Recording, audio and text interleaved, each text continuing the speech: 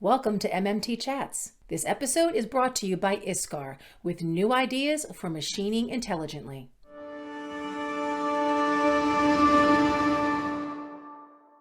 Hey MMT followers, I'm Christina Fuges, Editorial Director with MoldMaking Technology, and my guest on today's MMT Chat is Trenton Ford with Precise Tooling Solutions, who happens to be one of MoldMaking Technology's 30 under 30 honorees at MoldMaking Technology's 2020 Leadtime Leader Award-Winning shop.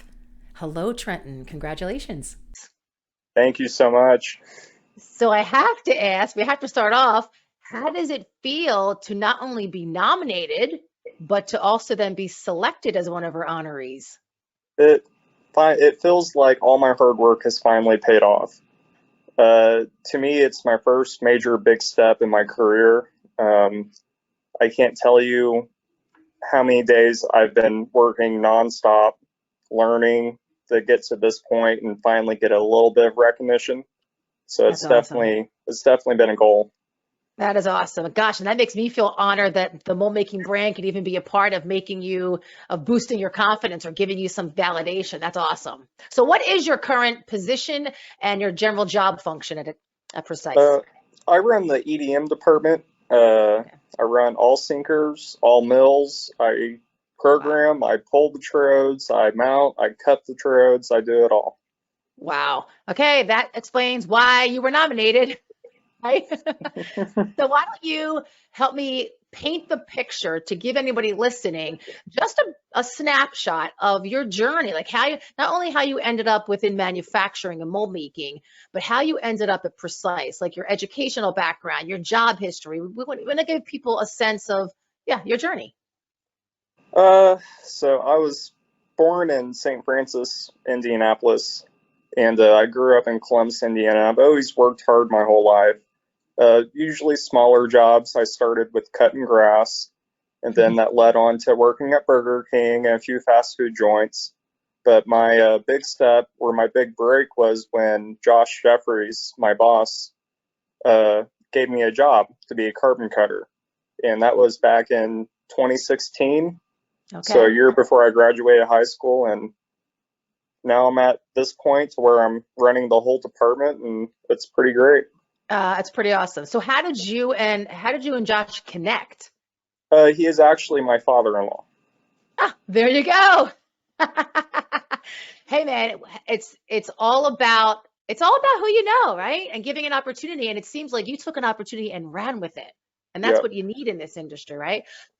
So what would you say up until this point? What has been your number one challenge so far? My number one challenge, I would have to say, is the time management, just because I run so many machines every day. I use lots of different softwares to keep me up to date of when machines are kicking off, how long setups are going to take, and how long machines are going to run. So my number one challenge I faced so far is definitely time management. Are there outside of software, are there other tools or like methods to your madness, or is it just the software? Uh, the software is kind of like a crutch.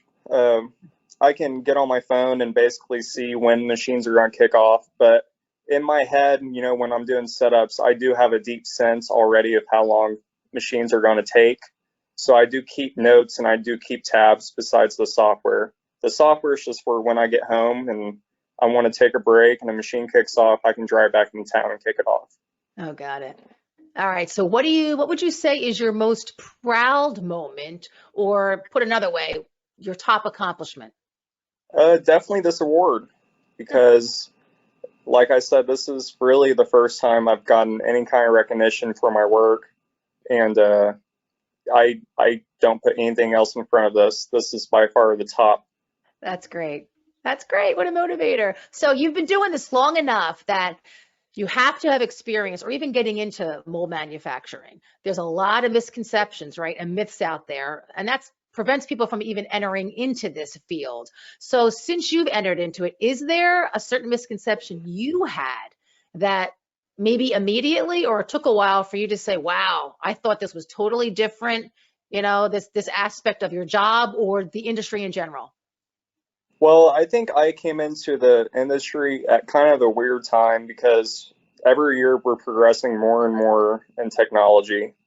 And when I came in the trade, I figured it'd be all hands on, Hmm. not using computers, maybe a calculator. And time I came in, they were already kind of moving towards the software Yep. and the technology. And I remember all the lead men when I first joined, they told me they're like, it's not like what it used to be back in the day. It used to be a lot harder. Yeah. So definitely when I went in, I thought it was going to be extremely hard, but I would say that technology has made it a lot easier in today's trade. And I would think not just easier, it should be making it a lot more attractive to the younger Hmm. generation because that's all they know is Yep, technology. All exactly. right. So speaking of technology, whether you use it or not, and you're probably going to say EDM, but what is the most interesting technology that you've experienced so far at Precise? I love all the machines. I would have to say the MIT's wire Hmm. is by far my favorite machine. The the way it holds tolerances and cuts so precisely is just it amazes me. I love using that machine every day, and I love making cool stuff with it. So its capabilities or what was what blows you away, correct? Yeah, yes. Yeah. So okay, take that piece of equipment. What was the training involved? How long did it take you to feel up to speed with a technology like that? Uh, it didn't take as long as it did for the sinkers, just because the sinkers is what I really started learning. And Okay. then once I got past that phase to where I could run the sinkers every day, every other machine became kind of just common sense in a way. So I would say the wire was definitely a lot easier than the sinker when it came to learning. All right. Thinking about your day to day, what is the most interesting part of your job and why? Now, the most interesting part I would say is the graphite milling. Hmm. Just because, like, when people think of EDM, they think of the after product, the Yep. finished product, but they don't actually think about, what it takes to get to that point. So when you take an electrode and you can make all kinds of crazy sizes with an electrode, stuff you can't cut with. So Yep. to me, that's pretty interesting. Speaking of that, little segue, talking about making things that with an electrode that you can't make any other way. Are you have an interest in 3D printing? Because that's the same type of thing. I've had interest in 3D printing. I've looked into it. They're definitely quite pricey for nice ones. I definitely wanted one at my house to start doing stuff with it. Right. But if I ever bought a 3D printer, I would say it'd pretty much be common sense when it came to learning that too. It sounds like, yeah, you're one of those natural, you can absorb something by doing it and you Hmm. know how to do it. Do you Yeah. share that with other people in the shop? Uh, yeah. I guess I'm just more of a visual learner. So basically, I learn by watching other people work, and I take in their steps, and I learn from what they do wrong, and they teach me what's right. Yeah. All right. So think about a whole bunch of different customer projects that you're involved with. I can imagine Precise, and I know Precise does a lot of interesting jobs. So what is the most interesting project you've worked on so far? And kind of describe your role on that project and what it entailed. So the most interesting project we've had in the last year, I would say, is some medical inserts for a kneecap replacement. Hmm. So these medical inserts had to be a super fine EDM finish, which took days to burn, but the tolerance on them had to be within a thou, and that's Oh, over wow. a 4 inch insert. So that was definitely one of the most interesting projects, trying to get something big within a small tolerance and within a fine finish. Wow. Challenging. Plus, I think medical is one of those cool industries where you can identify Hmm. um, with the product that you're making, right? It's something that's Yep. so personal, really. That's kind of cool. All right, let's segue to workforce development. So I know covering Precise in the past, there's a pretty unique culture there, and I know Don himself, the owner, is very into whether he calls it this or not, mentoring. right? So, and it's a big hot topic nowadays, is like, it's a way to bridge the gap between that more seasoned generation and the younger generation coming in. So how do you define, when you think about that word, how do you define mentoring? When I think of mentoring, I don't just think of people teaching or guiding or showing. I think of a mentor as showing not just any way, but the right way. Hmm. So to me, a mentor doesn't put in 50%. To me, a mentor puts in 100%. So I like to pay attention, who I'm learning from. I like to see how much they put into their work. Hmm. And most of my mentors here at Precise have been working about twice as old as I am. They've been working for 40 plus years, and Right. they're just great mentors. They teach you the right way. And we all know there's 1,000 ways to skin a cat, but there is a right way. And everyone here, I believe, teaches the right way. To me, that's a That's great. mentor. So it's more than just teaching a step-by-step process. It sounds like too, you're looking to almost aspire the way they work, right? And even their attitude at work and how they Yes. achieve different things. Yeah, that's a good point. Have you yet seen yourself as the mentor as opposed to the mentee? Uh, yes, because I have had to train a few people, and when I train, I like to do it as perfect as possible, and I try to show them the right way, and I like to explain to them all the things that could go wrong and the ways to fix those things. So I've had mentored a little, but not a whole lot because I still have lots of learning to do. Yep. All right. So speaking of that next generation, if you were to think about how to attract more of them, more people like you into this trade, what do you believe has to change in the industry to attract more people? I would say the I don't really want to blame school systems, but I think if there was more of a mold technology class Hmm. being pushed on high schoolers to show them that you can make just of a career out of a trade as you can in college, I think you could see a lot more students in the mold classes. Because I think in high school it's pushed, college, college, college, but that's Yeah. not a bad thing. I went to Right. college too, but Right. you can make a career out of trade. And I don't think that's expressed enough in the classrooms. Yeah, especially it's interesting too when there are so many available jobs in that Mhm.